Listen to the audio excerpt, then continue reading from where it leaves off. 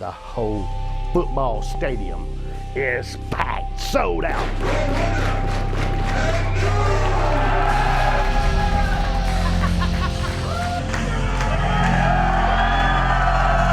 Woo! It's coming your way.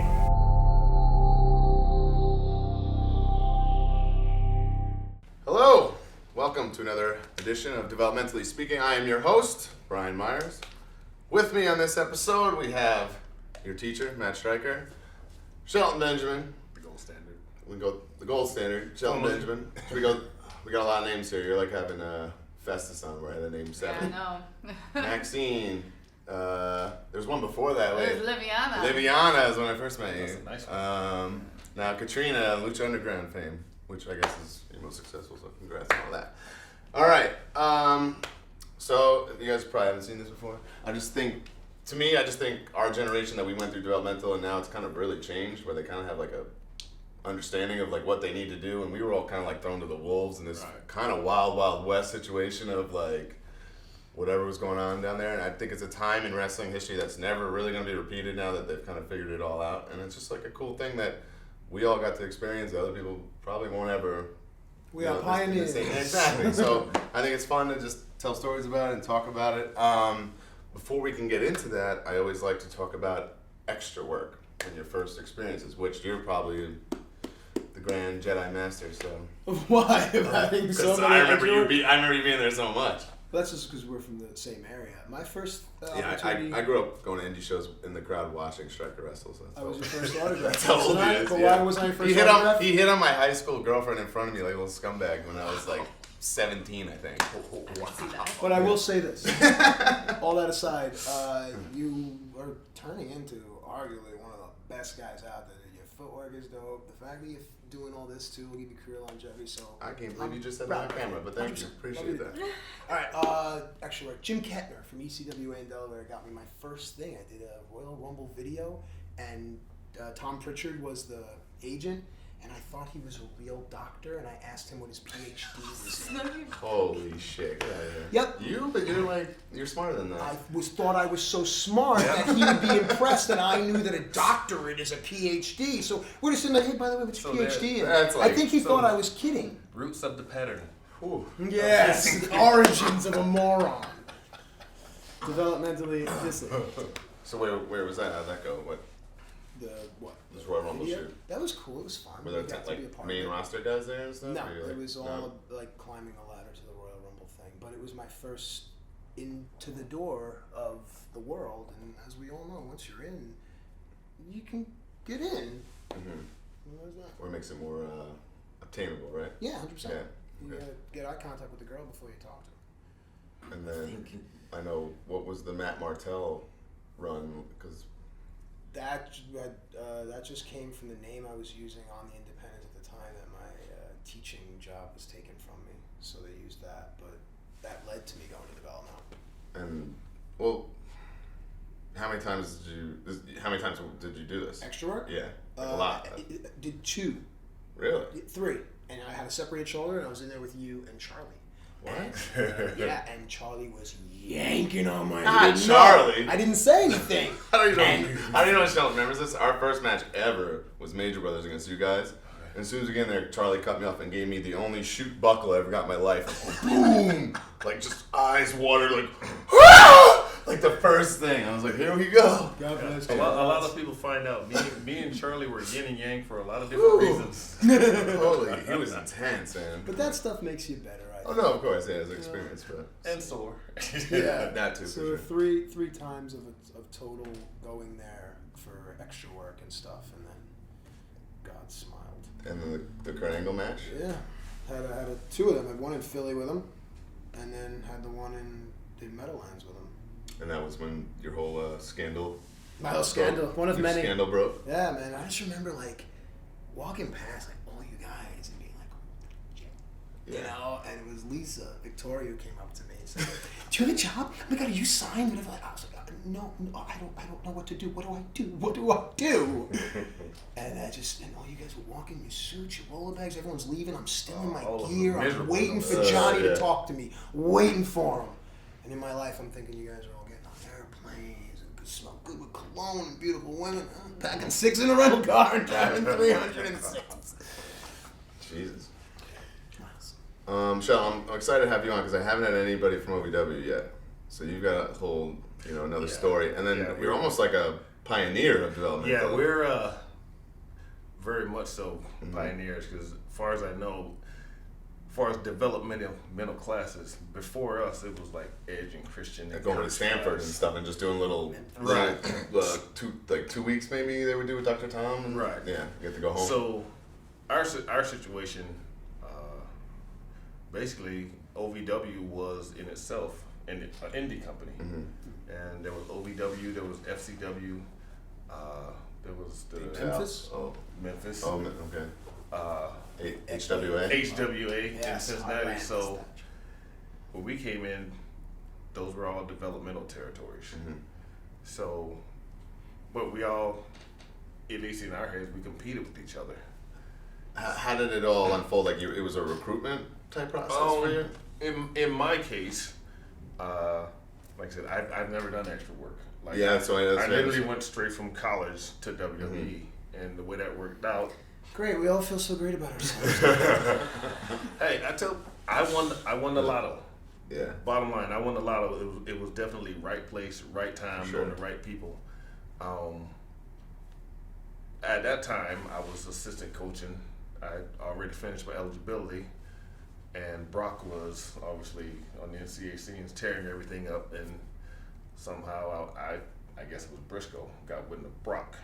Okay. So they contacted the university about, hey, is he interested in maybe doing pro wrestling? And the coach was like, he might be, but he's still got another 2 years, so you can't really talk to him. But we got another guy who's just as interested, if not more, and that was me. But were you, or was he just talking No, up? seriously, when I first got to University of Minnesota, Jay Robinson, my coach, he brings everyone in and he goes, okay, after you're done here, what do you want to do? Which is What do you tough for wanna-" amateur wrestlers because there's not a lot of Right. options. Yeah. And I basically said, I'd like to try pro wrestling. I've always been a fan, okay, cool. and I've always been a fan of pro wrestling. I literally joined the amateur wrestling team at my high school, thinking I was going to learn how to do drop kicks. Same. and all I that. did the same exact thing. And the coach told me you can wear what the Rick Steiner wears on Exactly. TV. I go, okay, fair enough. So when I went down True there, story. my first wrestling practice, I was like, "Where's the ring? Where are the ropes?" I did the same exact thing. I didn't know what amateur wrestling was. So basically, they were asking about Brock. My coach said, "Not yet. You're Shelton." And this was, I want to say SummerSlam '99. Me and Brock and a couple of our friends' family went to the Minnesota, pay-per-view. where Jesse's the governor and he works Yeah, the show. well, and this is the show where Test and Shane, love or leave it match, Yeah. brother. Oh my god. the match I remember, it was Rock and Billy Gunn when Rock Kiss my ass. yes shoved Billy's ass in the fat lady. Yeah. Who was really just a lady that was in line, and they went out and picked her out and Oh, basically. that's like typical cruel WWE shit. They'll find the Yeah. fattest lady in the crowd. So that was my Put her on the first. show. That was my first WWE experience. I met most of the guys. I remember meeting Big Show for the first time and going, "Holy crap!" Yeah. I met China for the first time, and I was like, "That is the biggest one I've ever seen." Like,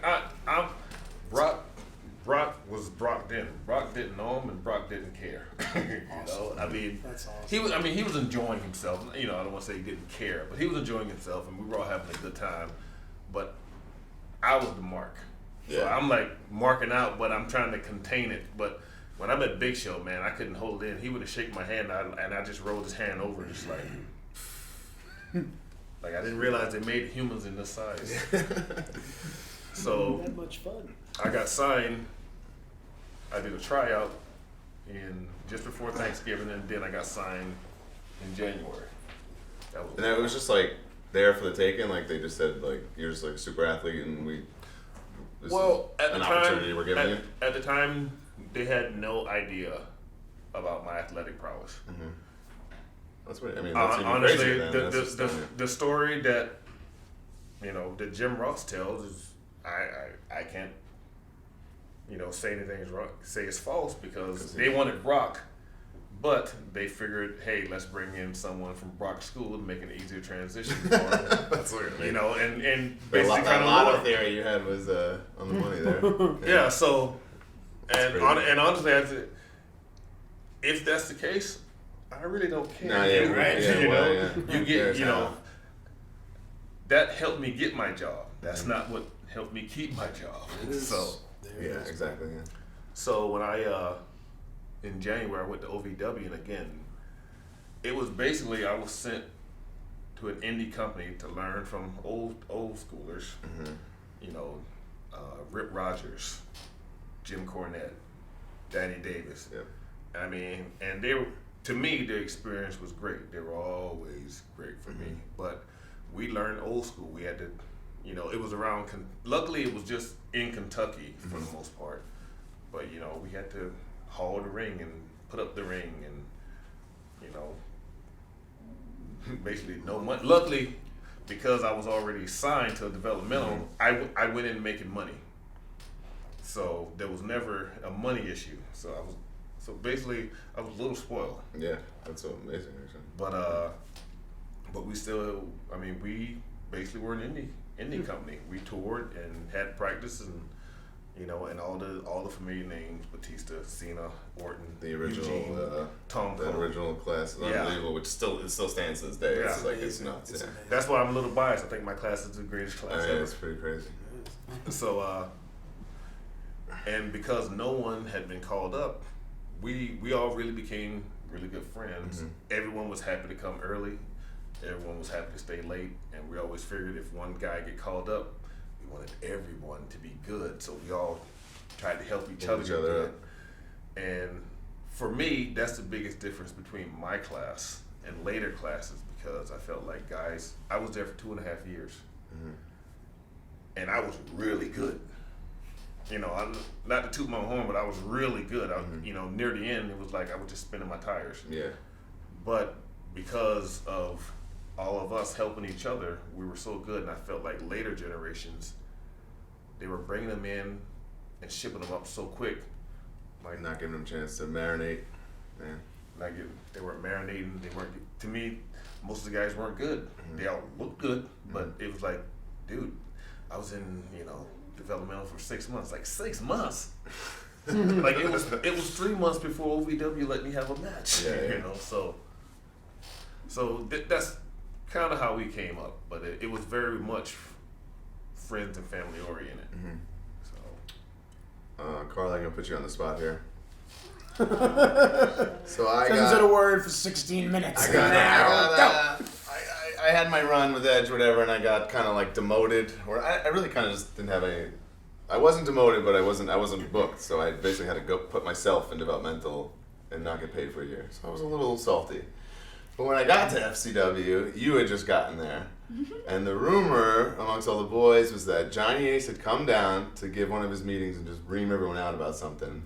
And then went to the Hooters around the block and got hammered and hired his waitress. That's the rumor? I never It turned heard out to be this. you. I never heard this rumor. That's what I was told Is when that I the first met you. rumor? I've never asked you to confirm that or whatever, but that was what was going on. That was like the vibe. No. Of getting juicy. No, Yeah. no, but that I'm really surprised. Which I know you worked there because I lived around the block Oh, from yeah, there. They were I like, put "How do myself- you know Karlee?" They would I always say put that. myself through college there, you know. That's, But that was I the paid cash rumor. for my school. Yeah. Um, No, I'm sure you did very well there. I'm just saying. I don't know. That's where Johnny's I got think drunk. Johnny's eating there. Johnny's got drunk and hired the waitress. No, but that is funny. I'd never heard that. So how I things- was brought in by Johnny, but Lou Maggio, who Oh, was Fox and Kelly's guy. who brought in Okay. Fox and Kelly and brought in Kind of upset. I was kind Beverly of hoping that was a real story. you know, that story. Apparently they wanted a multi-ethnic female, and they saw my pictures and liked my affirmative action. Man. liked the look, and he did not find me at Hooters. But God, you know, I'm so per se. upset that's not a true story. But Damn. I Here's the counter though. Where'd you hear that from? yeah. It was like the Yeah. rumor amongst the boys when I got Yeah. there. I really don't. I can't pinpoint like. Alright, then. Yeah, That Eli should tell you Cottonwood. it's- Eli Cottonwood told me that. I don't know. Although I will say though, while I was a waitress at Hooters who did come in all the time, and I didn't know, and he didn't.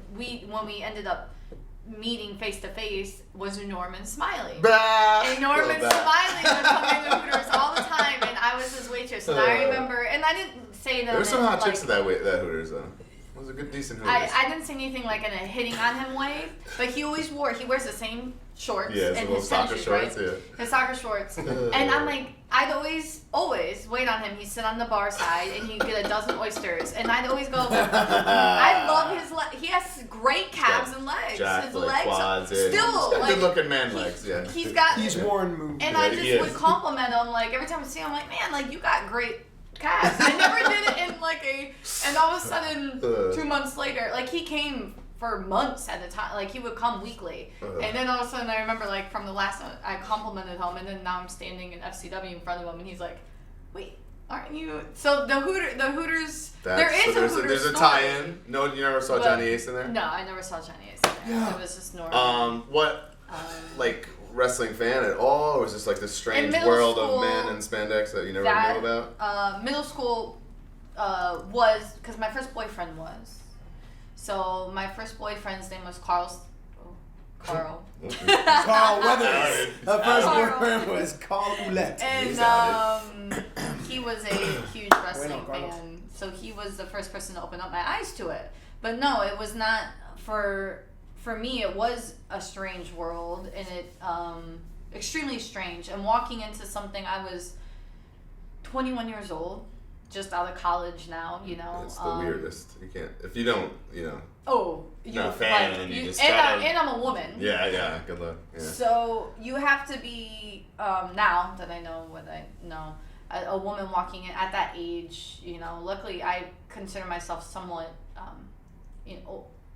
mature wise and older beyond my years to be able to. I can handle myself in situations. Yeah. So I've seen girls who can't. Handle themselves in situations. Where have you seen them? And let me know where they are. I mean, the girls were in and out like constantly in FCW. Yes. Oh my God, I actually, with the final group that came in, I was there the longest out of our group, out of the Naomi, the AJs, the Oksanas. I was about a year before they came in. Yeah. So my group Bellas were still there at the ends. Really? Yeah, they just gone up. I was just coming in. Tiffany was there. Fox was there. You know, and they were all bumped up, and then they brought in. What was Beverly's name? Beverly Mullins. But she was like, she made it to TV as something else, and she was like a backstage person for like 2 weeks. What was it? But she was there for a long time. Yeah, she was. Yeah. But it was really scary. It was really intimidating and scary. I walked in, and who soon became my biggest mentor in the business, Dusty. The love of my life out of this industry is Dusty Rhodes. But I walked in there and my first encounter in the ring was with Billy Kidman. My first encounter ever in a wrestling ring was with Billy Kidman. Yeah. So if that tells you anything. How was the job presented to you? Was it just like, here, this is for the... No, I'm not gonna lie, I couldn't walk for that first 3 weeks. They annihilated me for 3 weeks. No, I mean like getting offered your job. Like how was it? How was that? Like they just said, hey, you can be a wrestler if you want. Try this out. No, okay. So I did I went in, you know, for the 3 weeks. The last week we worked on promos, you know. Okay. And they wanted to see how I could. Dusty wanted to see how I could talk, my personality, and he got mad. He got mad at me then. He got really mad at me because I didn't know people, you know. And walking into this industry not knowing people, it's tough. And I'll say it now because I can. Years later, I didn't know who Beth Phoenix was, and Dusty, he told me to cut a promo on Beth Phoenix, and I went. And that's so tough, Whoa. though. Like. Oh wait. Who's Beth Phoenix? Oh God damn it! You know, like get the fuck out of here, you know. And then slams the door, and then came out. He came out about 5 minutes later. Okay, let's try this one, you know. And we did it, and I don't know. It's probably the worst thing I've ever done in my life. Who knows, you know? But they called me in the next day. John Laurinaitis told me to meet him at FCW, and I met him at FCW, and Not at Hooters. not at Hooters, no Hooters, and you know, hey kid, you know, this is. You could do a better Johnny than that. Yeah. Come on. I know. Hey, kid. Like, who was that? Southern Johnny? Yeah. Um, Johnny. just said your reports, you know, they like This you, is an your reports offer. are good. We want to, you know, see if you're interested. See if you like it. You know, if you don't, just tell him. You know, he was vocal about it. Just tell me if anytime this doesn't fit you. But when I get my mind set on something, I have to finish. You know what I'm doing. I'm very determined like that. So I didn't. Do you want me to wrestle? I'll wrestle. And I started from scratch and learned the business a little differently than you guys did. You know, I was blessed to be able to go into FCW and learn it like that. And I had a good, amazing group of people around me who are all now, you know, up on the majority, you know, are up on the road. You were down there as well. And so I had a good group of guys to pick brains from, you know, and none of the girls knew. Majority of the girls that were just coming in were. were. There was a lot of like, no indie chick. There was all models none, and chick. Yeah. You know. Yeah, so Johnny was hired. Yeah, that's what I mean. And you know, there was one Yeah. more name we forgot. Yeah. My rib when I first started in the industry was the Candy Girl, and they put me with Sweet Poppy Sanchez. Sweet Poppy Sanchez. And they You're thinking made of my brother? Dusty This is had it. me walk Unbelievable. around with a Tootsie Roll box. I was like nervous. What the fuck? With a Tootsie Roll box, passing out Tootsie Rolls to the audience with Wow, Sweet that was Poppy the first Sanchez. thing that was the first thing you had to do. That was the first thing I ever did Holy in this shit. business, and my name was the Candy Did you Girl. ever see Sweet Poppy? No. Oh. He's got like a goth gimmick in Puerto Rico for years. Big dude. Yeah. And they signed him, and then like he was trying. I can't remember the name, but he was doing that, and Johnny Is wasn't it feeling. Apollo? No, not Paul. And then Johnny came in, he's like, "We're gonna make you the Candy Man. He's gonna carry candy, and we're gonna hand it out to all the kids. They're gonna love him." And he recrowned Sweet Poppy Sanchez, and that's what he did. And then that was his I got ballet. stuck because Yeah. he was so Didn't make it to upset with me. TV. You know, Dusty was so upset with me, and then all of a sudden our weekly promo days were coming, which were my favorite. And one day I was just pissed. I don't know. I was mad at the world, and I cut a promo, and he came out clapping, and he whatever that was. See, That's what you do. And just her saying that is something we didn't have. Exactly. A week. It's an promo class. Yeah. evolution Which of is like what- kind of getting certain things right, and realize, okay, this is Right. really benefiting everybody, you know. that's Yeah. where you know, that for me where your money is. personally, that was. It was the best experience of my for life. me. A weekly like acting class with Dusty Did Rhodes. we- Basically what we did. Yeah. It was unbelievable. I mean, during my time, like we would have promo day, but I mean, there was no one there that was known for cutting promos or anything like that. Honestly, we didn't know what a really good promo was for us until Cena showed up. Can the rewind? J- That shit's crazy. John Yeah. John showed up, and it was like how he talks now. Mm-hmm. He could always do that. Yeah, gift to the And we girl. were like, how? She has that.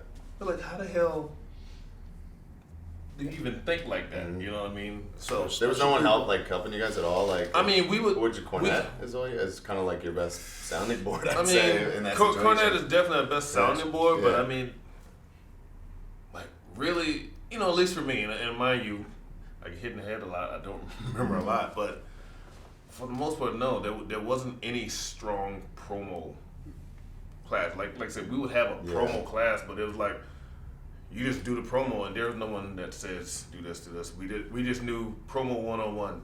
Okay, build up your opponent, you know, then put over the match. Try to insert dates, but it was like Just the generic personality, shit, you know, yeah. they wanted you to just develop on your own. And in my head, especially at that time, I didn't see the importance because what I grew up watching was the Rock and Roll Express. Nikita Dusty was the only real talker. Yeah. You know, from what I used to watch as a kid. So what I gravitated to was the athletics. The bell to bell. How dare you. Seems to be what most of what the people gravitate to. You know, most of what especially the girls want to over.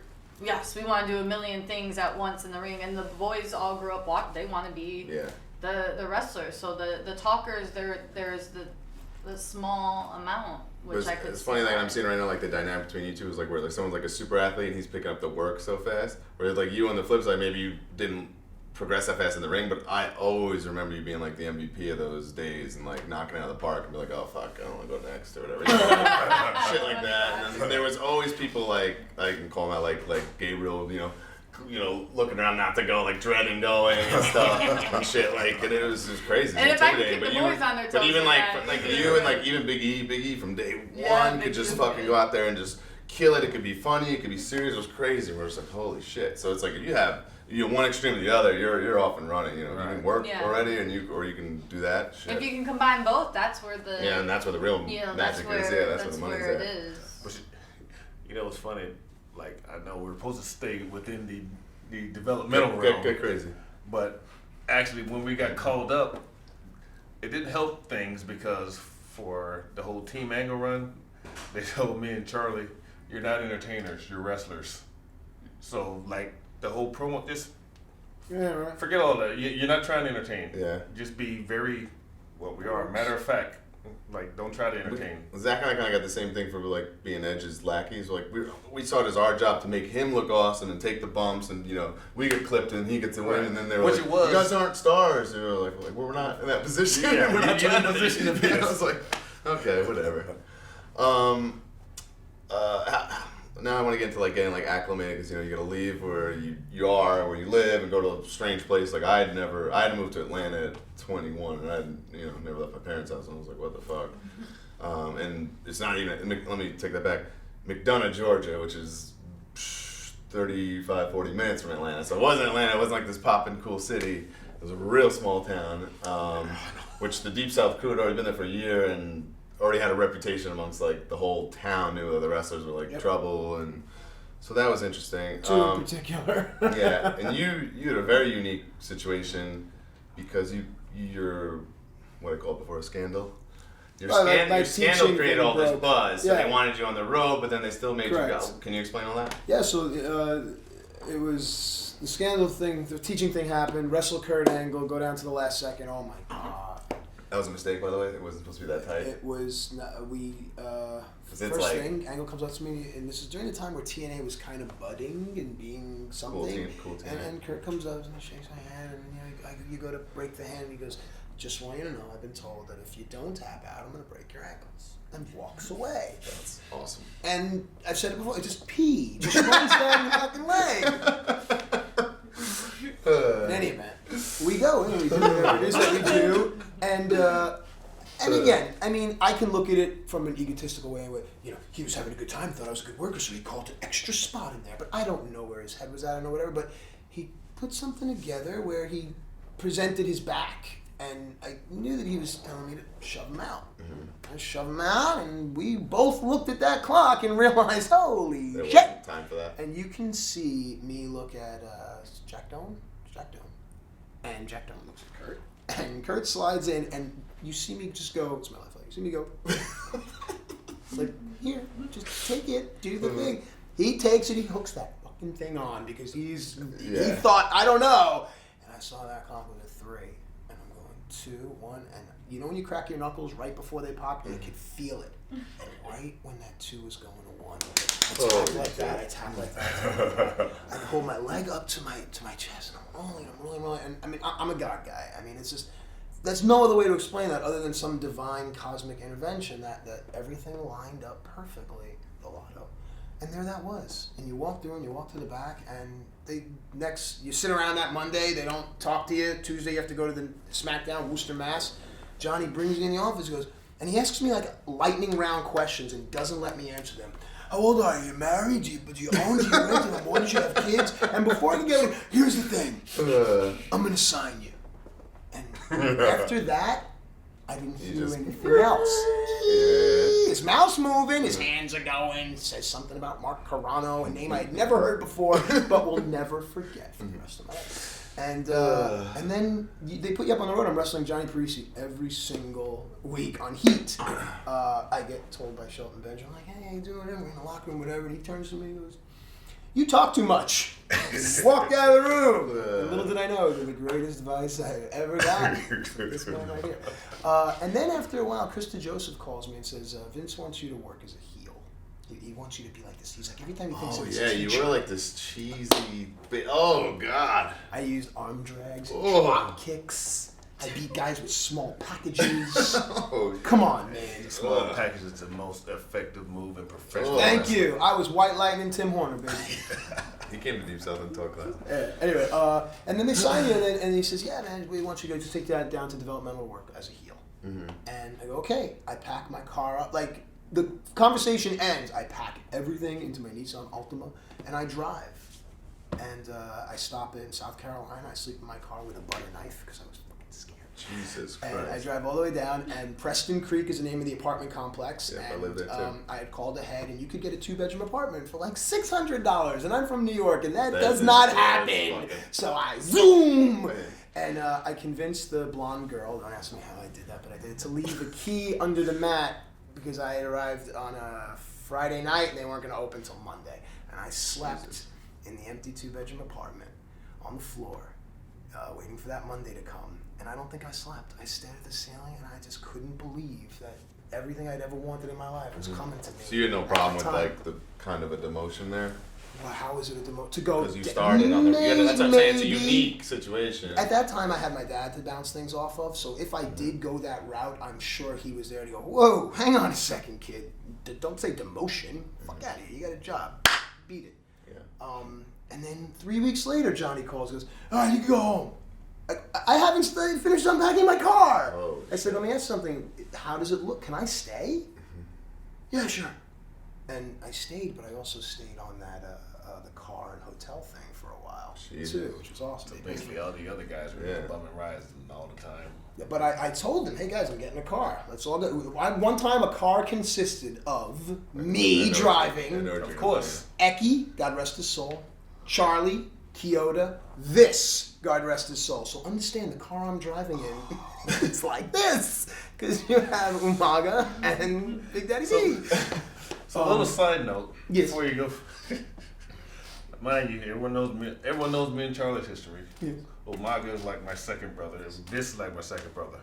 Here we go. I personally know from our own conversations that they were riding with you only because. But I knew it. I went to this. Free car. I said to this. I had Great all personality, good looks. I had all my heat, and I went to this. You were the new guy with the free car. shit. You were I a said, best friend. I said, what do I do? Yes. I said, what do I do? And he said, this is what you do. He's like, you let the boys ride with you. Hey. This was like my guardian angel. I had so much heat. So yes, and I knew it, but you know what? I loved it because after the first 2, 3, 4 weeks, I started talking to me. Yeah. Become friends. But you were He just that started guy. to trust me. Yeah. And not for nothing, I had so much heat, I was afraid to say a word. So it was kind of like in the olden days how JBL talks about how he rode with Dick Murdoch. You shut the fuck up. I drove. You shut the fuck up and you listen to everything they say. And you got Big Daddy V, who's trained by Ivan Koloff. And you have Umaga, who came up through OVW. Kyoto's been there forever. I don't remember who. There was another person in there, too. So you shut up and you listen. It turned out to be a great thing. You don't realize it, man, but things happen in your life and they look like storms, but I think it's a whaling giant. So storms never last, and they're there for a reason. Storms bring rain, and rain sucks, but rain brings flowers, and flowers are fucking beautiful. Peace! It might have been probably the most sentimental thing ever said on this show. Yeah, I'll take that. How about you, Shelton? Now, what your current living situation? Moved to Louisville, which actually I thought was very nice down there. Everyone was so friendly. Like being from New York, I was not used to that. Was like wild for me. Like people saying thank you and please and holding doors for you and shit. Well, Yeah. luckily, moving to a strange place I was accustomed to. Because What was that? I grew up in South Carolina, but we always moved around the city I lived in. Mm-hmm. So immediately after high school, I moved to Northern California. Northern California. Like I'm talking Lagertown. The biggest store in this town, Susanville, was Walmart. Nice. That was the hot spot in McDonough. It was a hot spot everywhere. So, Yeah, 24-hour Walmart you McDonough know, was but popping it sometimes. was a northern, very white town. Mm-hmm. I went to a small junior college where you could count the black people there, and all the black people were athletes that were important. So from there, I went to Minnesota, which is the frozen tundra. So, and all these places, I was pretty much alone. My best friend went with me to California, but when I moved to Minnesota, on my own. So now they actually gave me the choice. Do you want to move to Atlanta, Louisville, or Memphis? actually HWA wasn't, they weren't in Cincinnati? Yeah, Memphis. Yeah. So I didn't want to go to Atlanta or Memphis because, quite frankly, it was too close to my family. Wow. and it wasn't so much, and it was more for Thea me. Vidal is watching. Because I didn't want the option to run home if things got hard. So I had to keep a plane ride between me and home. How old were you at that time? At that time, I was 23. Because that's a real mature thought to have. Yeah. You know, Yeah, what I mean? most That's people- an adult Yeah. thought. And most people are going the complete opposite For out of that. a man at 23, Good for you. definitely. Yeah. So, but I was I was and still am. I was always a big kid. So, so when I get there, like first when I actually realized they gave me a contract, when they offered me a contract, I remember waking up one night while I was still in my apartment in Minneapolis and having like a panic attack, like, holy shit, I could be working with Triple H and The Rock and Stone Cold and all these people who, like I said, I was a mark. I had other t-shirts and you know, I actually am going to get a shot to work alongside all these people that I idolize. So, fast forward, I'm still a college student. I'm broke. So they're like, well, so I chose Louisville. And Johnny, and I was like, Johnny, I don't got no money. So, you know, once you sign, they immediately start sending you your checks every week. I didn't it didn't hit me what every week meant. It's crazy. Yeah. Sure. So I thought that was $1 million, man. Yeah. And I was getting $500. I thought like my life would change for it. Oh my god. I got my first check, and I mean it was gone within a week. And that's when I called Johnny, and I was like, yeah, I got no money. So he like, we'll call a signing bonus to help you move down there. That's so cool. I had the signing bonus. You know what? That's like a regular thing now. Like I got that. Like so I got maybe one too. you might have. Again, Initiated I was that in as the a thing. pioneering days. They were Did he- still figuring out what guys needed. Yeah, I mean that's crazy to hear because that's like a regular thing that you get like a little, like something comes to help Right. you move. That's So, nice. And but I mean I think he leagues do pioneered it that. too. There you go. It's the Shelton rule, That's interesting. which has meant something entirely different up until this time. Jesus. So this is shit just over. Yeah. So I finally I moved to Louisville, and you know I got a little U-Haul, and I packed all 3 of my bags into this little U-Haul. All I had a couch and a TV, and one of those old timey like dresser things where you put your TV on, but it's also drawers and dresser. Yeah. I don't know what you It's call called it. the dresser. I was gonna say, wait, that's a dresser, right? It's the dresser, like Those old tiny TV stands that had drawers in them. yeah, Yes, but it's sir. like a TV Bureau. stand. Awesome. Now they have Again, mirrors on them. Yeah, well, it didn't have a mirror. It had like the cutout section where you put your TV in. right. It had little Oh, shelves. a wall unit. A wall. Yes. Yeah, a wall unit. Yeah. Okay. Thank you. All right. See? There we go. Ah. So, and you know, I had this little U-Haul, and I putz my way down to Louisville with my girlfriend at the time. Oh wow, so that's like a real life change. Yeah.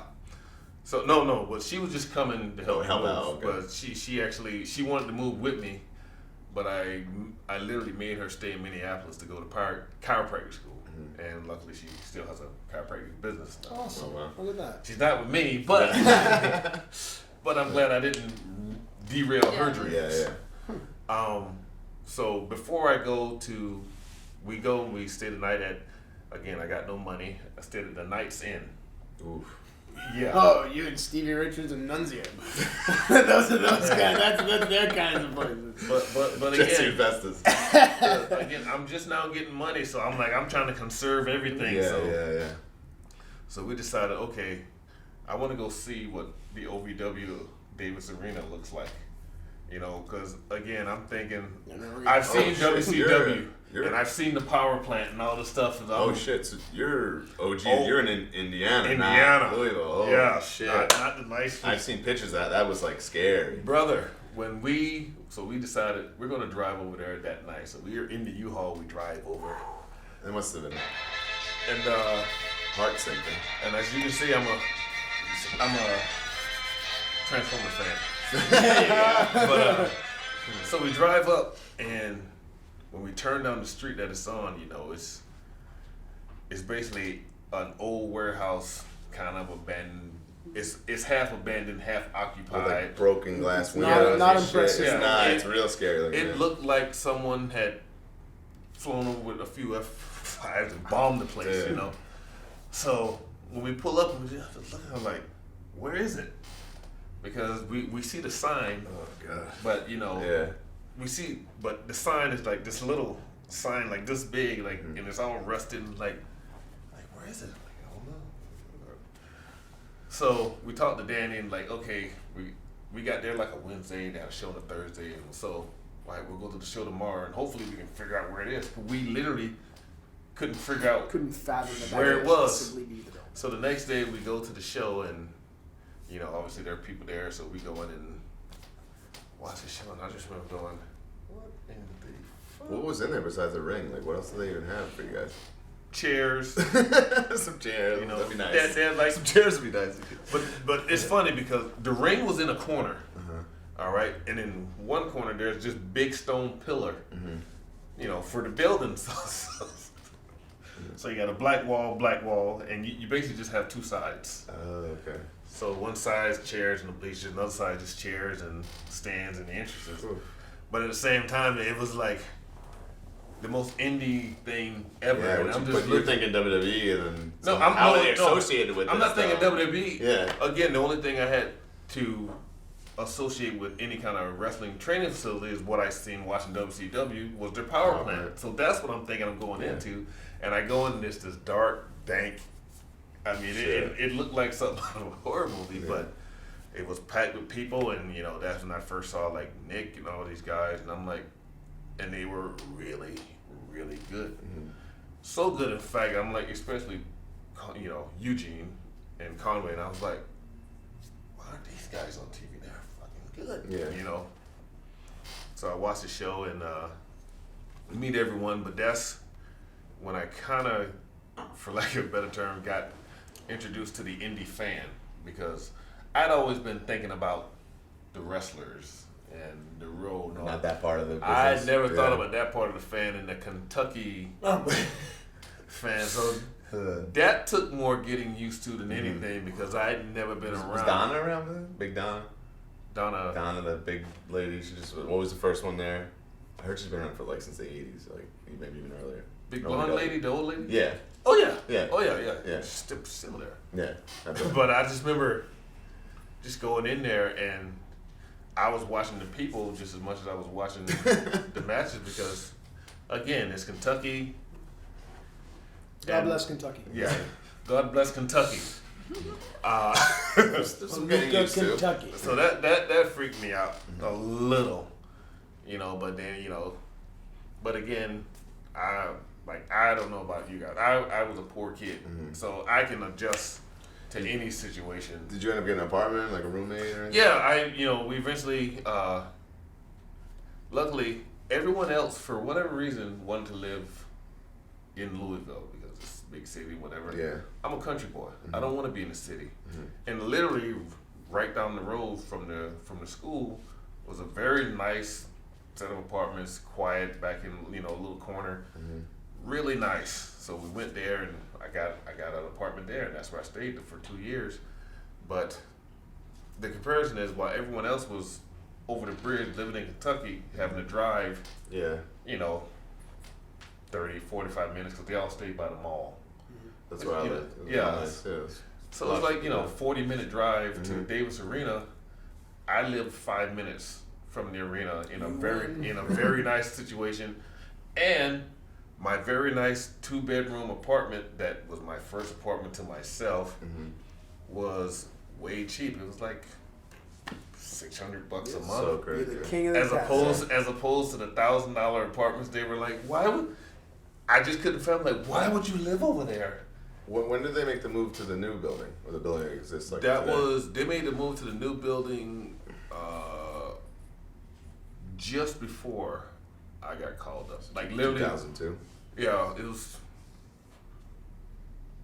probably summer of 2002 because I remember my last. So all your shit was in that grind ball, like training every day and holy fuck. Oh yeah, but that ring was the best ring I ever bumped in.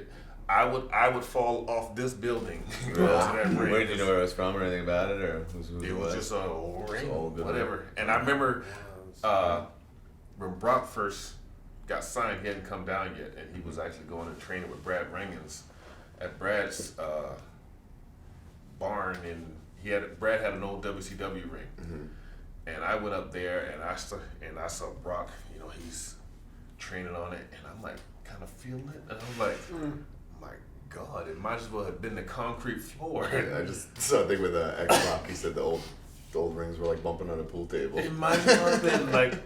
He like went up like, and I was supposed to go maybe work out with him. I just watched. I'm like, there's no way I'm doing anything on this concrete slab. How about you? What? So, Tampa to Tampa. You know what?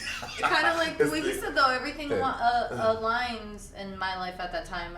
I was going through a really rough time in my life, personally, and I happened to I just was finishing college. I was working for the state attorney's office, actually, at the time, and I was going to school. I wanted to be a PI. So I was at the state attorney's office when I first started in FCW, but I happened to live literally, I was working there, but I didn't want to be if that makes sense. There was still something missing in my life. I wanted more. So I'll say this now. Maybe people watching. I actually made a vision board. I made a vision board. As I made a vision board, and it happened about within months of me making that, and everything. It's not like wrestling was on my vision board, but I wanted to be in the entertainment world. That's what I'm passionate about. I love that, and that was on there, and everything pointed to that. And I just put myself through college, you know. So I'm like, God, this isn't what I want to do. I want to be in the entertainment world. Within a month, I didn't go out looking to get into FCW. You know, when I say it came to me, it literally came to me. Yeah. Everything was aligned, and I happened to live 2 blocks away from FCW. I was like, because your mom would come all the time. She's a very nice lady. I met her a couple times. I literally, you know, my yes, she is a nice lady. Yeah. My father is born in Ybor City, raised in Ybor City. Okay. I was raised in Michigan, moved back to Florida when I was 17 and started school, and I had my first apartment. My first apartment was 2 blocks away from FCW. That's crazy. So I didn't Yeah. it It's was just a freak- talking about alignment. freak thing, yeah. My vision, and all of a sudden this happening, and I'm 2 SVW, blocks yeah. away. It was just Norman all meant. Smiley's favorite waitress. Yeah, Norman's favorite waitress. It was all meant. It was meant to be. It was meant to be at that time in my life, and so I didn't have. And I met so many people, you know, when we were down there. Obviously, from all over the world, people are coming, and the transitions that they had to go through, and that is scary, you know, like especially people who didn't speak English, you know, and they're walking into FCW and they're amazing and talented, but they don't even know how to communicate with us, you know. Who was that? Who was down? I made them say some perverted stuff. Who was down there with us? God. Gustav? Gustav was a no. From Gustav. Japan. It was mind blowing. Gustav Oh, Klimt. Ling. But what was From China, you mean? The guy No. from Oh China? my gosh, I Yeah. remember him. Ling or something. It's a panda bear. No, not him. Who named him Ling Ling? That's It WWE? was something like I that, forgot though. about him. Yeah. No, There's also like a segment, we could probably just segue It is on into American it. Dad. I like to call it the head scratchers, like people down there. Oh, Like, we can't. There's certain people who are like, We oh my can't. god, this is going to be the next like fucking rock, whatever. Like a no doubt about it, like person you're down there with, like holy shit, this person's going to be a star. Joe, and then there's the flip side where you're like, how the fuck did they sign this person? Like he's talentless. It's got like, there's a lot like that, like wild shit. There's a mixed bag. Like I remember, and this isn't bashing, but I remember thinking Ryan O'Reilly, who is now Connor in the Ascension. I remember meeting him, and he was the champ in Deep South when we first got there, and I thought he was a fucking star, I thought he was gonna be the biggest star, and it just didn't work out that way. But it's just funny that perception when you're down there, and then it doesn't always translate. You know? Yeah, that's something I noticed a lot. That you become a big fish in that small pond, and a lot of guys assume, hey, I'm a big fish. I'm a big fish in Lake Erie. I'll be a big fish in the Atlantic Ocean.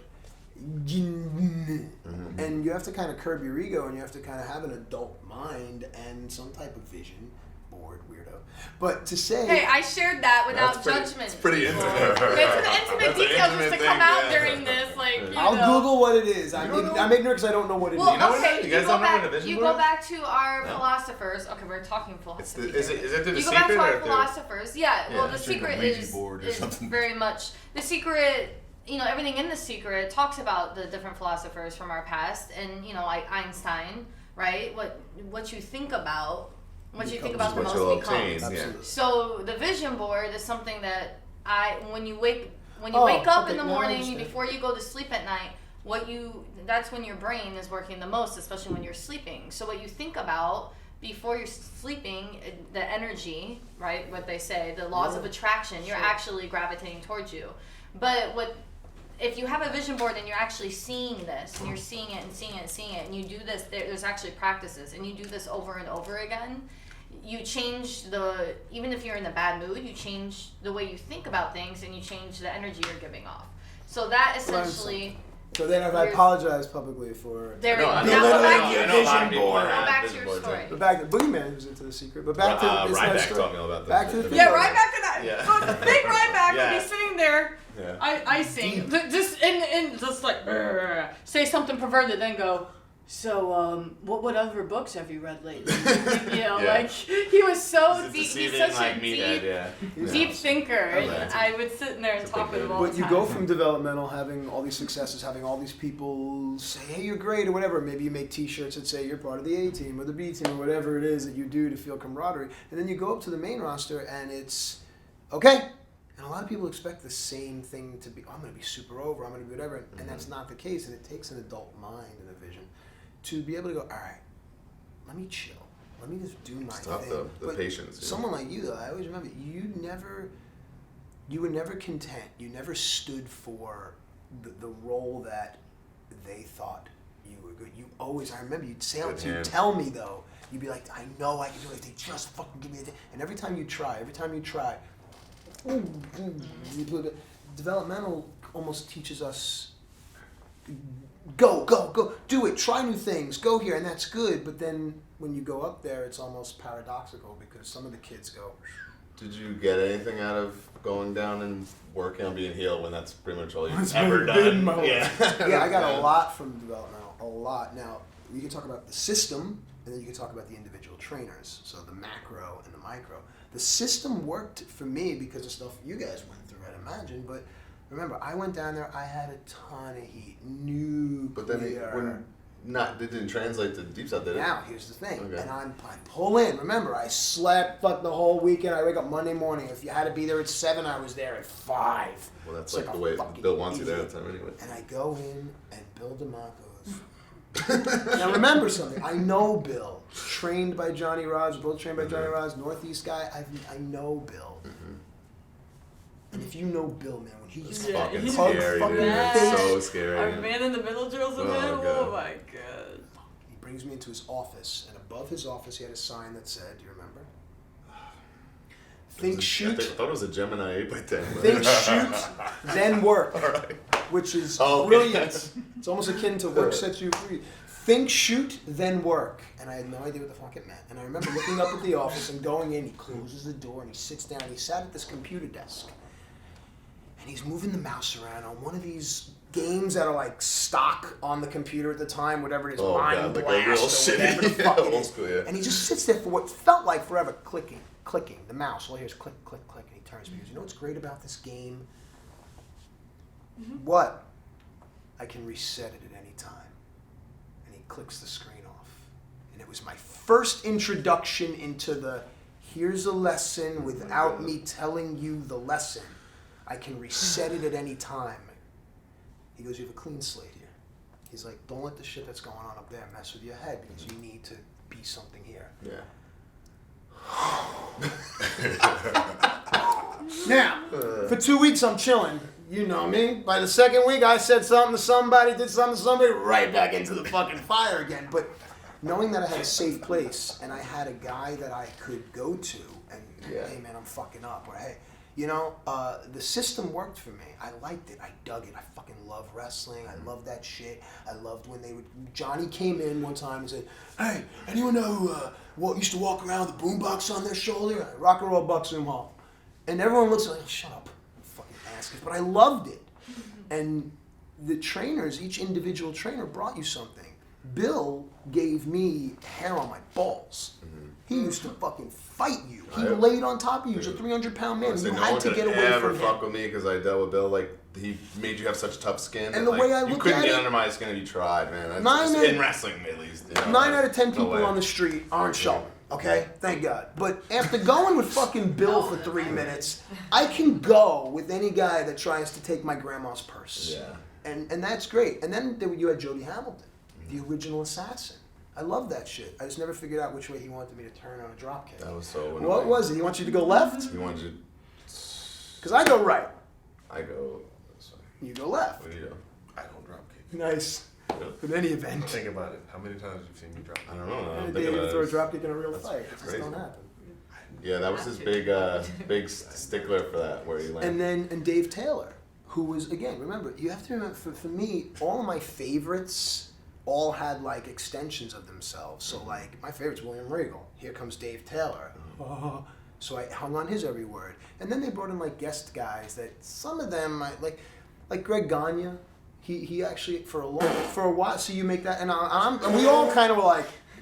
But then one day Greg Gagne did this head scissors that no one does. This old school Ricky Starr head scissors. Okay, so he's like, show me a head scissor or whatever. And I did I was me. I jumped up and just did the regular one, you know, and the guy rolls through. Thinks. Like, what the It's not a head scissor. He's like, a head scissor. And he kept saying, a head scissor. And we're all like, dude, I don't know what you're talking about. Like, I have no clue. You're thinking old school rock and roll express head The scissors. running, and then like the guy pose, and then you pose at the top, and then it roll was through. Beautiful. That's what he wanted. The best part about Greg Gagne is if you look at him, he looks exactly like Greg Brady as a grown man. Yeah, it's weird. So it's whatever his Barry, whatever that guy's name is, doing a fucking head scissor. And I go, you know something? You can learn something from everyone. Tim Horner came down, Dave Taylor came down, Dr. Death Steve Williams came down. That was amazing for me. He had a kerchief over his throat.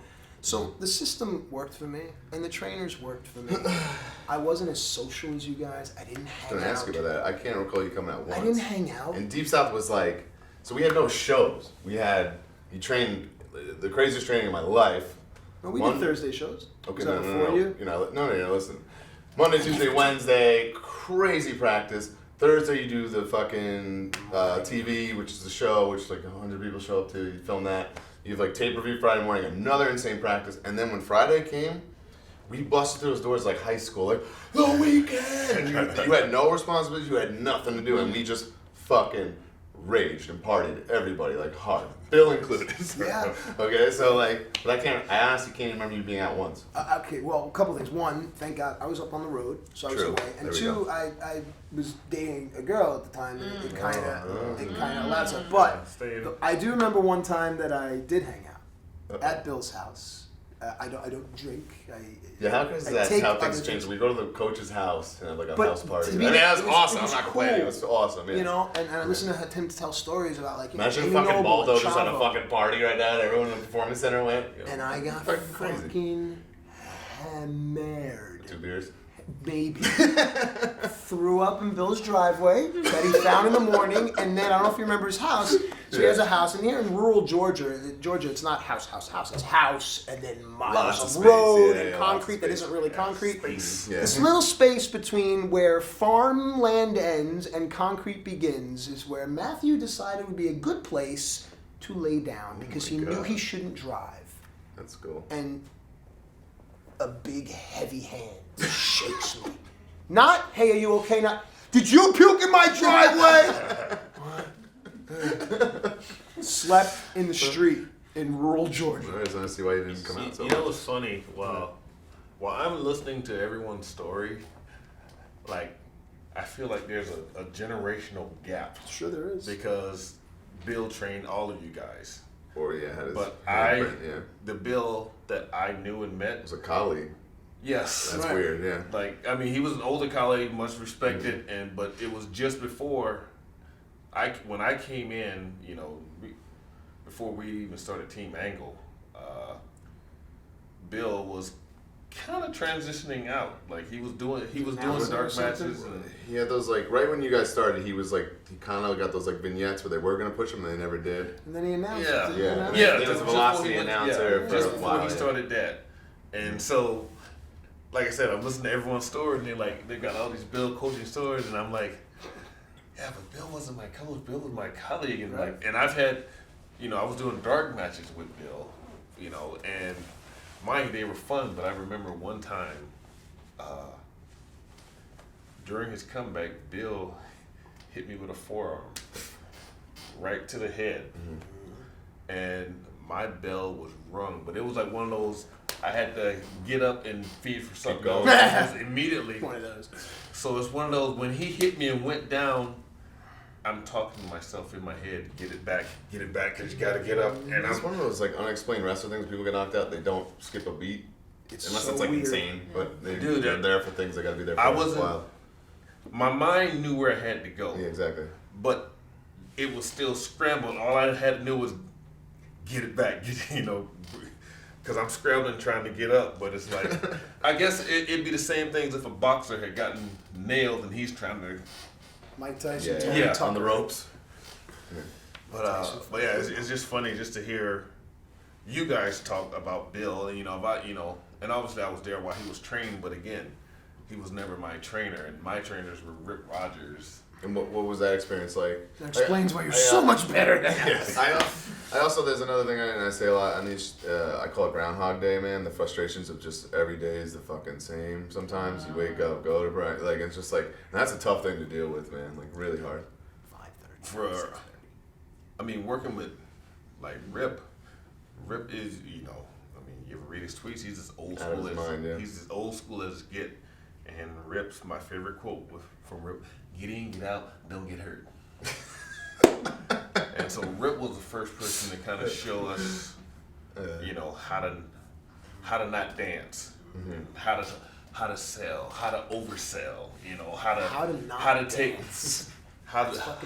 how to take literally nothing and entertain the people.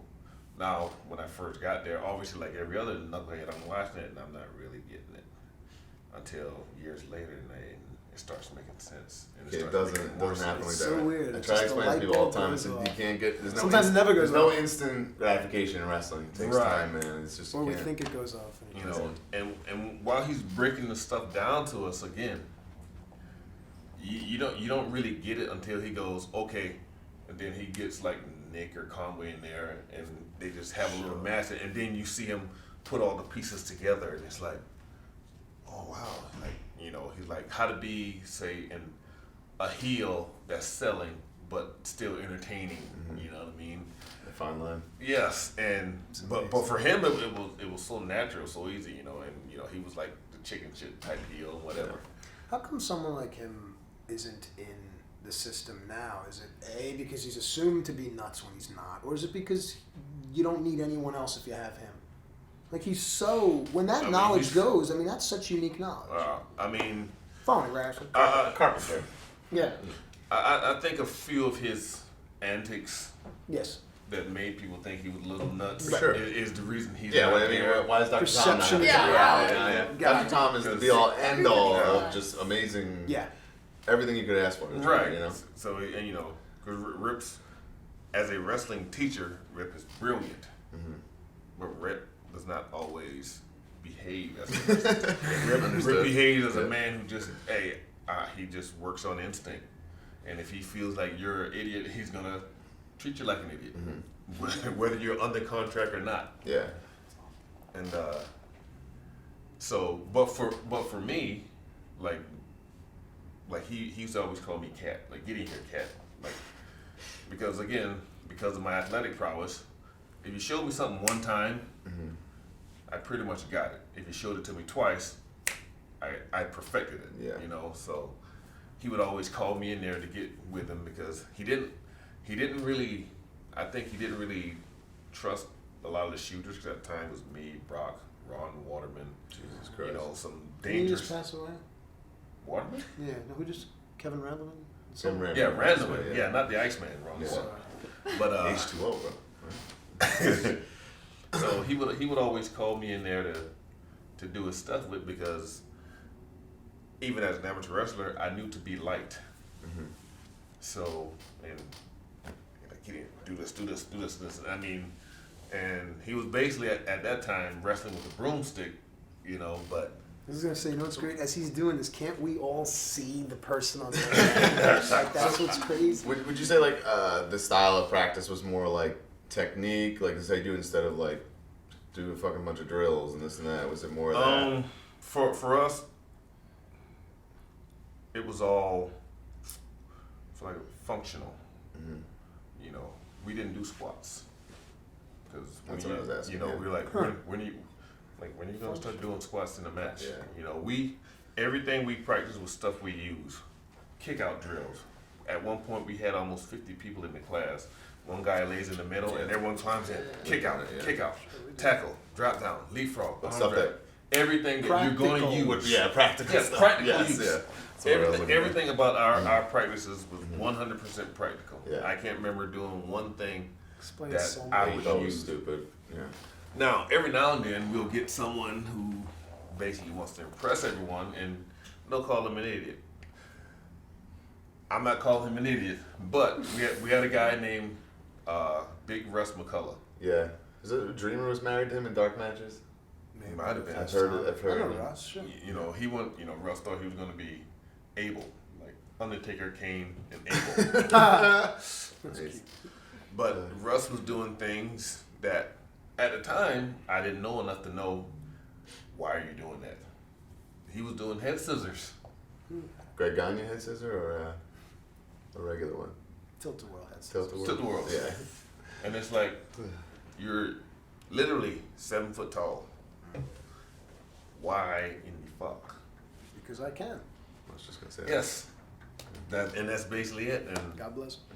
you know, so it was just stuff like that. You know, I'm not saying that's why he never really made it to the main roster, but that didn't help. Yeah.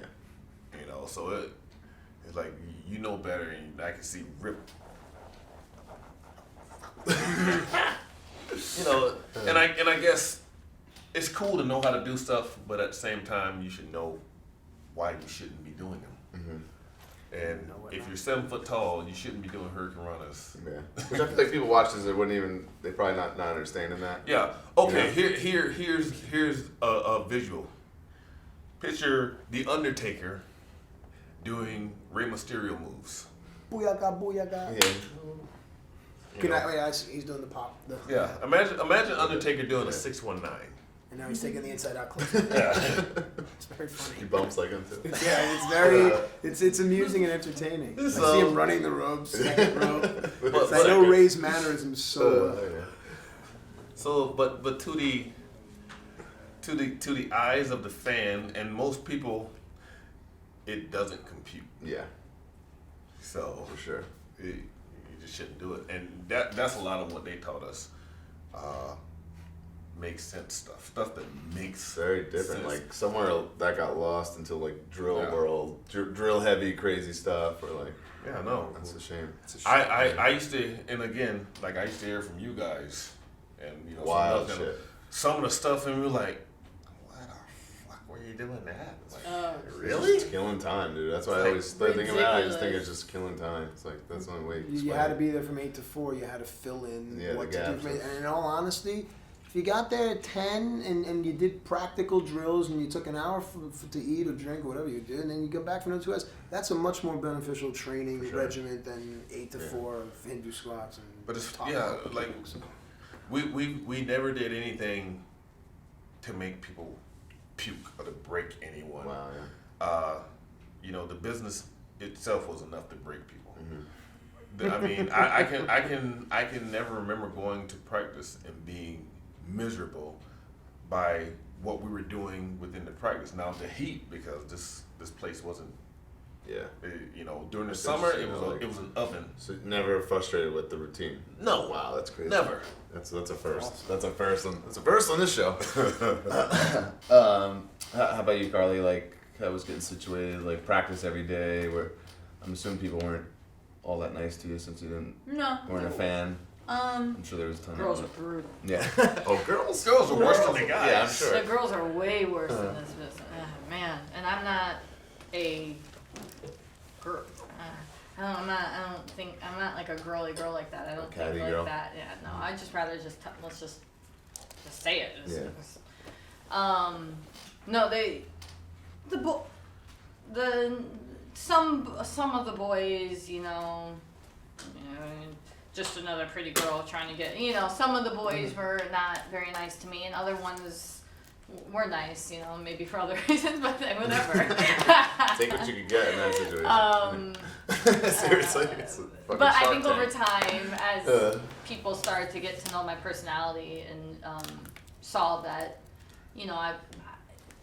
I was there, I did the everyday practices, and by the time we got to the third year, and then the ring, putting up the ring, putting down the ring, doing the shows, eventually you become one of the boys, and you're riding with them, you're doing everything with them, and I'm not a lazy person, so I wanted to be in there with people, and I wanted people to know that I wanted to do well and take my job serious.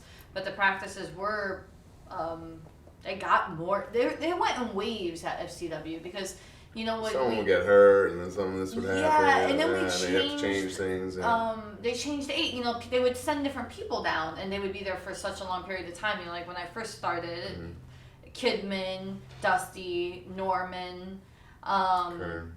Yep, Kern. And then after a year, or like a year and a half, Kidman went, and they started sending out like just people here and there, and then we got Joey Mercury. Yeah. We got Mercury, yep, and Joey was great. Then we got Steamboat, which changed everything for me when it came to. Gotta have that fire. Yeah. But you know what? Like I love her. He's the greatest. He's so amazing.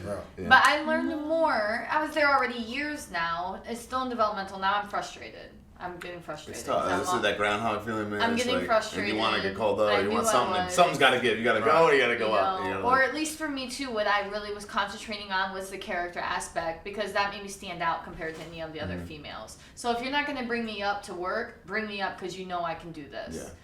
So I wanted to nail one of the two down, and if it was going to be, if I can give you both, I can give you both.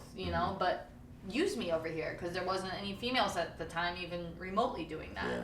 But Steamboat, I learned more, and then we got Bill DeMott at the same time. Jesus. So I loved picking Steamboat's ear, because he taught me more of the in-betweens. I learned more from him, I swear, in like 2 weeks than I ever did in 2 years of listening to, and not that they weren't good, everybody brought something different to the table, but they didn't. He explains things to you in a different way, so he wants you to understand. Some other people might just be like, what the fuck was that? You're supposed to, why don't you hold them like that? Yeah. He'd tell me, why am I holding them like this? And then what do I do after I do it? And then what do I do with this? And I don't do crazy things in the ring. I love the people that do. It's amazing. It's entertaining. But sometimes you just have to have this. You don't have to have a million different things. And for me, that's what worked for me. And I learned that from him. So when he came, I got excited again to go to practice when he came. Because I was like, I can talk different to, perspective. I can talk, change it up. And then he was there for several months, and I enjoyed every bit of it. And I actually got more compliments on my matches during that time than I ever did any other time. When I walked back from Kern and we had Dr. Tom. Why did we forget Dr. Tom out of this whole list? My favorite, man. Yeah, we had Tom the entire time at that time before. It's funny, to me, that's what I did my tryout with. Doc. Did you wrestle? Yeah, we had Doc and. Because he was like getting Kind at of. that time in He, like he, work, he, guys, he, right? he got in with me, and he just taught me fine tune stuff. He actually thought I was already trained because I knew how. I've been mimicking pro wrestling all my life. Yeah. Right. So when he got me in the ring and he started having like a little 2-minute match with me, he was calling stuff, and I knew what to do, and I knew how to do body language of it, right? You know, the only real thing he critiqued me on, I remember, was I did a sunset flip, but I didn't do the big jump over. I just kind of slid over him. And, No air. you know, that's basically all he said. He just has some air. Then I was like, okay, next time. But Doc was great. Doc was awesome. Doc used to throw his fucking all my- clipboard down. Oh, fucking damn it. And walk off and then walk back 2 minutes later and go, all right. You know, like right back. Like, just, Like in all my experience, like with I had Deep South coaches, I had OVW coaches, I had FCW coaches, and I've even done a month at the Performance Center. So like I feel like I am the guru of. That's why I host this stupid fucking show. But Doc, to me, out of all those people, he had the most well-rounded grasp of like what he was really trying to do, and like whether it's even things like that, like you're saying, which even to me, hearing that story, that's like a thing he's trying to get a pop and lighten the mood, probably. You know, it's like it's you know, and he's he not. would, and he'd come You know, back. it's great. And, But There's an interesting aspect to if he is your guy that you think represents the most well-rounded, then let's look at what his experience has been. He moved through that southern area and that Tennessee, and then he came up north. So he had both. And you use the term developmental territories, different places. Now there's one. If there's one bar, and I don't mean to sound crude, after a while you've had every girl or you've had every beer in that bar. After a while, Hate when that happens. ugh, you know, and you need something else. So maybe the stagnation or whatever it is can be alleviated by Papa territory. For sure, it's part of it. I mean, I have a school and we all start to wrestle the same. It's just it's the nature of like being on top of each other. Everyone's the same, you know. Yeah. Are we Cookie cutter. Are we? yeah. 15. Okay, let's do one more round through. I want to get into leaving developmental, getting called up, the joys of that, what goes on, and your takeaway from your experience there. And I can't really explain yours because you had like a very odd. I'm kind of in developmental, but also up on the road at the same time. You gotta like and I'm going awkwardly through... asked to like finally leave. No, I didn't ask to leave, and at the same time I'm going through. Yeah. That's where that happened. I'm going through personal torment and strife at work, and I'm working through all these things, and then finally, Johnny's like, all right, if you want, you know, door's always open, you can go. And the thing that I wanted to go home and I wanted to be with my dad.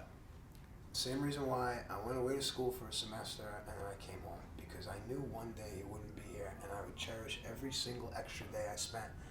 So when Johnny's like, all right, man, go home. I said, you know, fuck, I'm going home. I had no place to live. My stepmother didn't really like me, so she didn't want me to live in the house. Did you piss her off too? Yeah. All women. Oh, My mom loves me. But I go home and I remember, you know, I'm talking to him all the time, but I haven't seen him in a long time. And the thing about my thing with my dad, I get afraid, but it's like looking in a mirror with him. So I was seeing him, and I fucking remember, man. I pulled up to the house, and I knew my stepmother didn't want me in the house, but fuck you. I busted through that door and like a kid. And at that time, I think I'm already like in my 30s, but I ran like a little kid. And I Been in ran your 30s since into I my met you, so. fucking daddy's arms, and I cried. And that was how it was like, you can go home now. And then I got my apartment across the street, and the girl that I was dating, right when I went home, we broke up like that week. I packed her shit.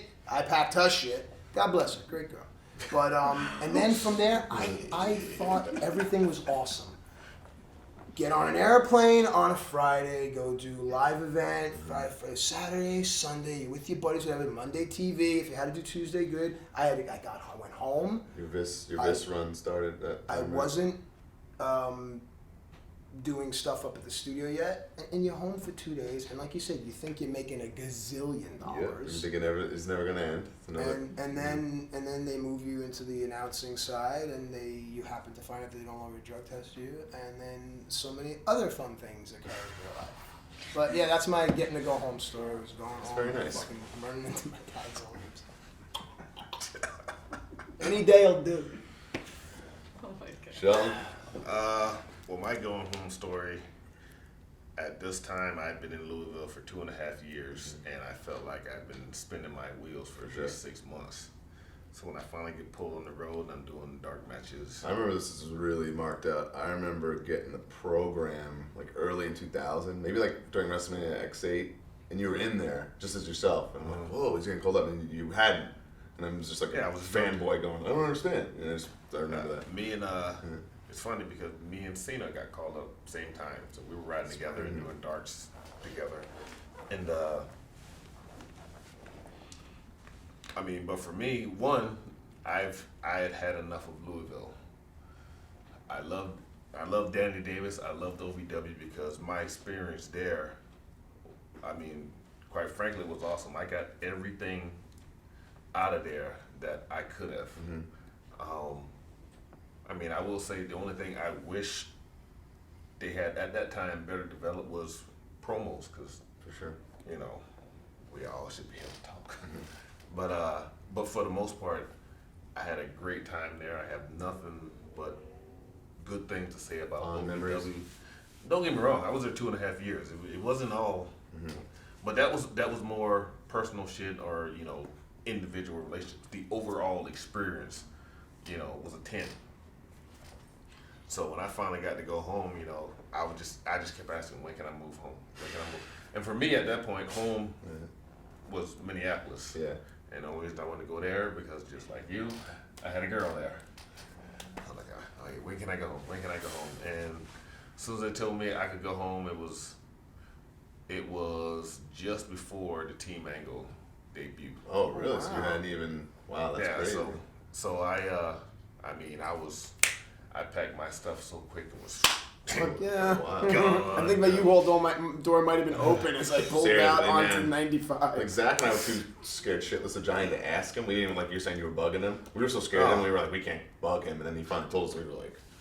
It's funny how different people have different relationships.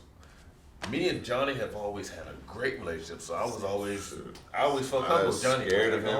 I was scared of him from day one, man. Johnny. He came to Deep South the week we got there, and someone had written a letter, pissed someone off or something, complaining, and he cut this scathing fucking promo, and we're just sitting in the bleachers, and we're like, wow, and that was my first, like, Yeah, I he's was 6'5" scared and of him, yeah, and screaming. he was pissed and cursing, and I was like, okay.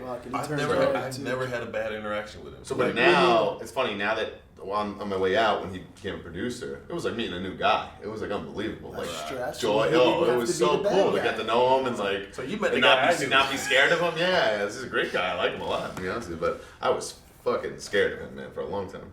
I just remember, I was like, Johnny, can I move on? Oh, yeah.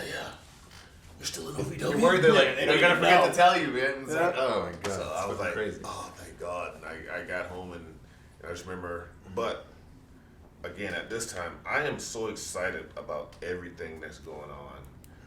Like It's a crazy time that in your was life, my man. best Yeah. time because I couldn't wait to get to work. The only negative thing, which turned out wasn't negative at all, was when I got to work was Christian. Just Jay in general. Just Jay in general. It wasn't that he did anything, but as you know, he has a natural scowl. Oh. So if he's just relaxing, he could be chilling. You think it's a shit day. But if he's looking at you, it looks like this. Yeah. And I just remember being Thinking he hated so uncomfortable. Like, I don't think this guy doesn't like me. And It's just his face. that was just his default face. That's And funny. I finally remember asking him after we had started working, like, man, I used to think you hated me. He's like, He doesn't hate anyone. I mean, he He doesn't doesn't- hate everyone. but- this is before I realized what a cool, like him, Edge, I mean, I feel like the Canadians are the coolest guys in the Yeah. locker room. For sure. And Jay, for me, is number one. Yeah, he's a man. But he was like, dude, like halftime I wasn't even looking at you. So that was really, during my early years, the only thing that kind of, I wouldn't say intimidated me, I didn't get hazed, because of my shooter background. Those wrestlers are pussies, man. They know he's a shooter. They're not gonna fucking. Yeah, no one. They're all. I think Raven. Tough guys. Raven kind of tried, but What? But here's the All thing. people. Yeah, but he You and I just had the same reaction. Yeah, but Tough guy, Scotty. I mean, not in a mean He's way. trying to He was trying to maybe a little bit haze me, but just kind of try to be. Trying to outsmart you. Yeah, but he has so much heat. Seemed like with everyone else that whatever he was trying to pull, it just no one would bite with him. You know what I mean? It's like no, we're not going along for this ride. Mm-hmm. So I mean, for me, it was a dream. That's cool. Must have been great, Shelton. Oh yeah. I was around for your early days. So. You were good to me though, man. Carlee, you got called up didn't in take it too like hard on that game show NXT. NXT Was that like a Redemption nightmare? the second time. Was that like a I nightmare? I went up the Nice. first time for the show for the first female NXT. Wasn't even on which- LTV, right? Yeah, right. Oh, Which the NXT, God. the first Man. NXT was, and came back down after NXT was done, and then watched the other girls start to go up. I was one of the last ones up, and I was told there was always battling. There was always head battling with me and people. People like other. No, Give not, us one name. Stop.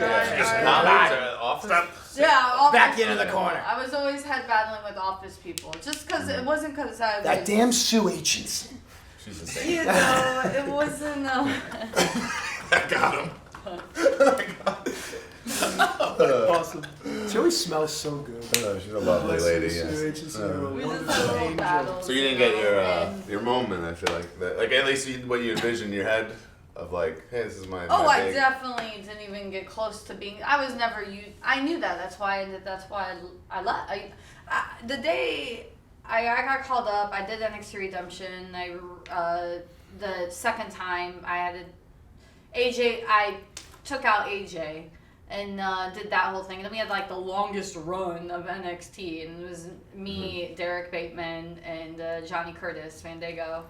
And Someone just like fans say nice things about that all the time. The NXT we did where Tom would write it and we they loved it. Oh, And it's Just a man's, said- it's a Tom man's was fave. Just, you know? like several fans downstairs at the convention It's the just most said nice things about it. It's entertaining weird, thing, yeah. you know, Yeah. that But you had to like show. go out of your way to find that because it wasn't. Yeah. You know. But that is to tie this whole thing together. What you're talking about, that NXT, because I think people enjoy it, is because it was what that developmental feel had when we were all there and allowed to just do our It was thing. very not Yeah. hands on at all. They Yeah. allowed us to do our thing, but you know, by the time the 170th show was going, I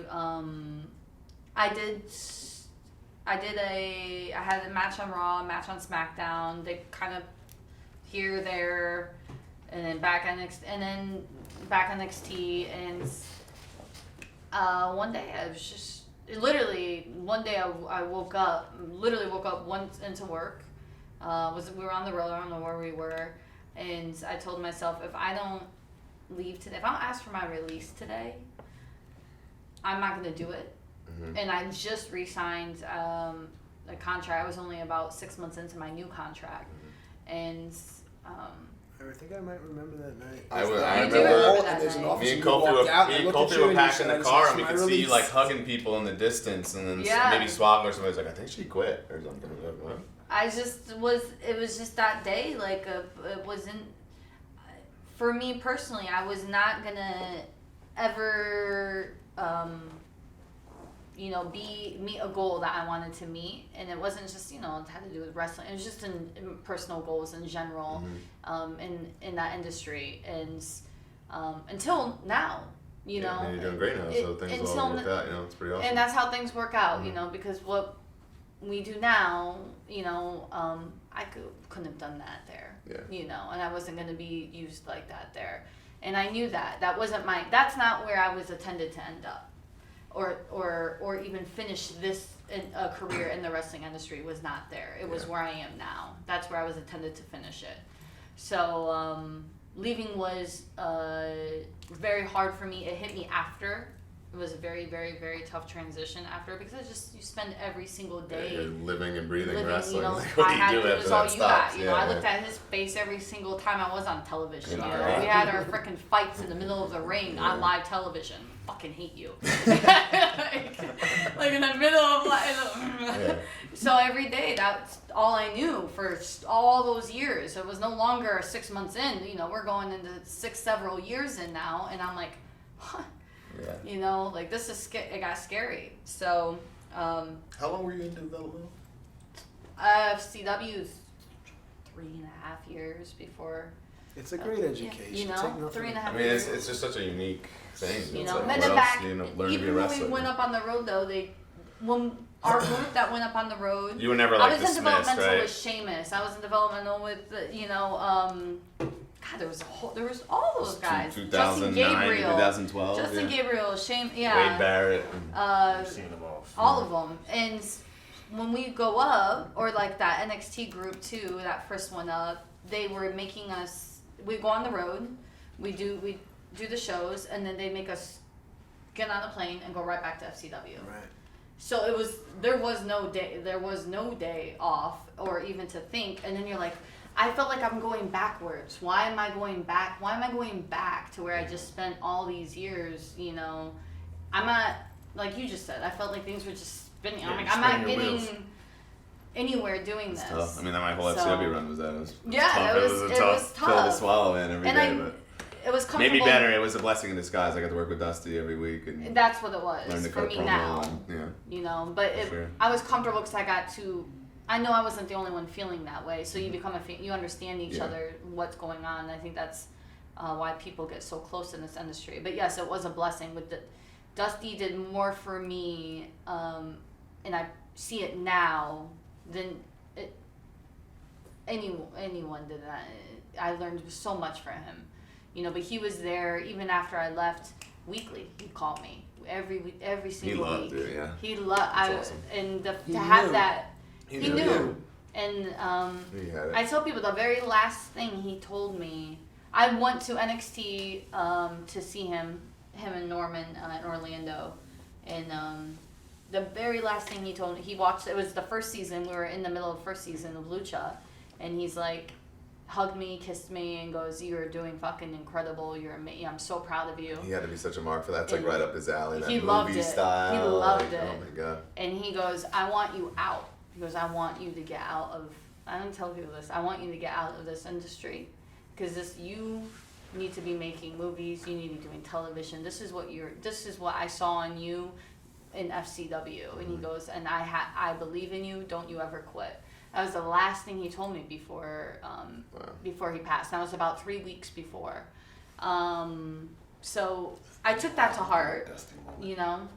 And I do feel like me leaving at that time was meant to be, and exactly to where I need to be right now, in the position I'm in with Lucha Underground, you know, and the crew that we have now. But God, I wouldn't have never done it if it wasn't for FCW. Yeah. You know, I wouldn't have. It's like this for me now. Like I love it, but it's, you know. Then I didn't know what I know now. I wish You know. that I knew. Right, come on, help me. Rod Stewart. It's a good I thought one. you're I a song knew guy. what I knew now. There we go. Yeah. You really don't know that one? Not the way you just gave it. Oh, to me. fuck off. Anyway, that was awesome, You have guys. to I thought that was close this great. out, but Yeah. Stryker blew it. But else? thanks, guys. That was a lot of fun. That was awesome. Stryker I was really good enjoyed shit. that. Thank you. How's it say? Stop. Good night, everyone. Good night.